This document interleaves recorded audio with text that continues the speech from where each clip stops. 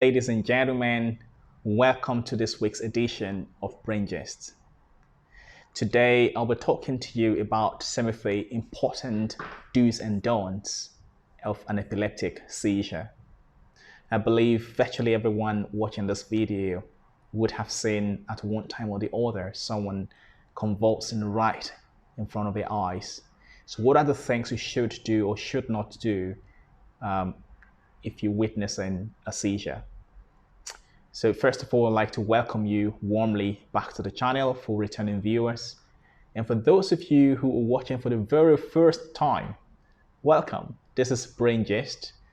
This is where people get enlightened about the brain and its disorders. So I encourage you to subscribe, share the video, give your comments, give it a thumbs up, and of course, continue to watch future videos. All right, so let's talk about the topic of today. And that has to do with you being faced with someone convulsing right in your presence. And that's someone, of course, we've got different kinds of seizures, but the one I'm talking about today is the grand mal seizure.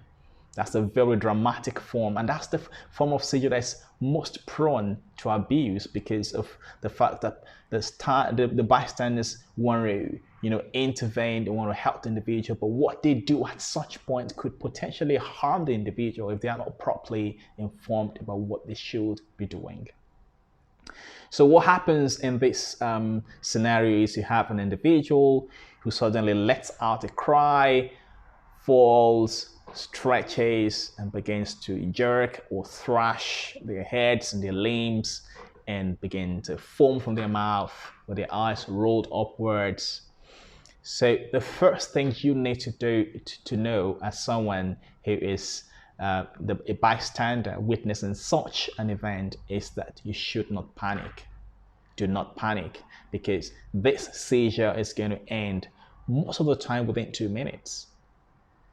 It's only on very rare occasions that you have the seizures dragging on for several minutes. And those are very, very rare instances, or the seizures repeating, serially without regain of consciousness. So most of them tend to end within 2-3 minutes. So the individual is not about to die.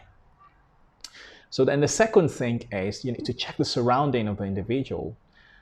If there are harmful, things in the surrounding, you need to help the individual, drag them away from the harmful area.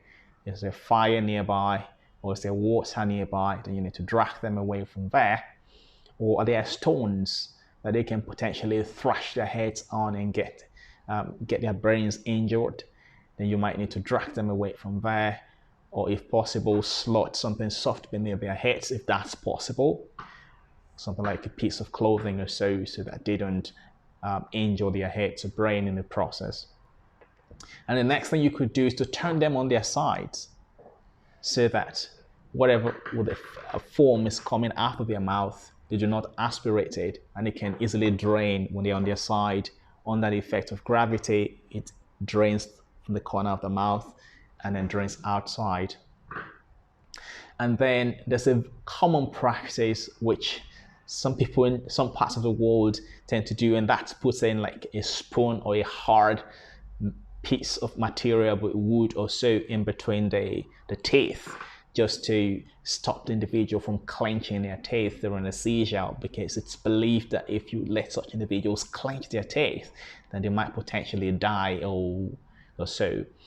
But that's not true, and that's not useful. It's harmful. In the process of slotting something in their mouth, you could actually dislodge your tooth, and that could potentially go block the airway. You could damage their teeth, you could damage their tongue. So you do not want to cause any harm. It is not necessary to introduce such things into their mouth. And then you do not need to give them anything to drink or eat during the seizure.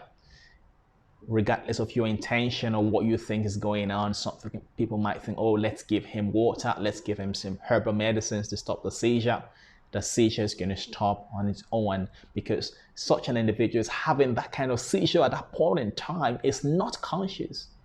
So whatever you put in their mouth is going to go right to the airway, and that can actually block the airway and cause them to stop breathing, and that can potentially kill them. So please do not put anything in their mouth. And then the next thing to do is you could call the ambulance.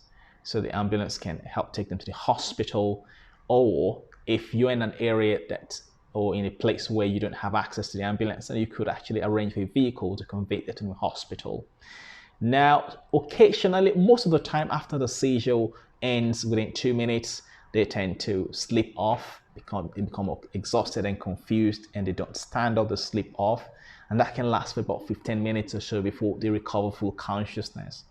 But sometimes some of them might stand up and want to walk away, but you need to realize that within the first 15 minutes or 20 minutes after that kind of seizure, they're likely to be confused. So even though they're standing up and wanting to walk away, they're not fully back to their senses, so they can potentially harm themselves.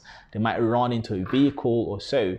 So you could help them stay there, stay calm, get a vehicle or call an ambulance to help take them away and take them to the hospital. Do not let them walk away because they might harm themselves or harm others. So this is all I wanted to share with you today, and I hope you enjoyed it and I hope you learned something. So if you did, I want you to consider subscribing and of course turn on your notifications so you can be alerted with future videos. So I'll see you in my next video, and I wish you all the best till then. Stay safe. Goodbye.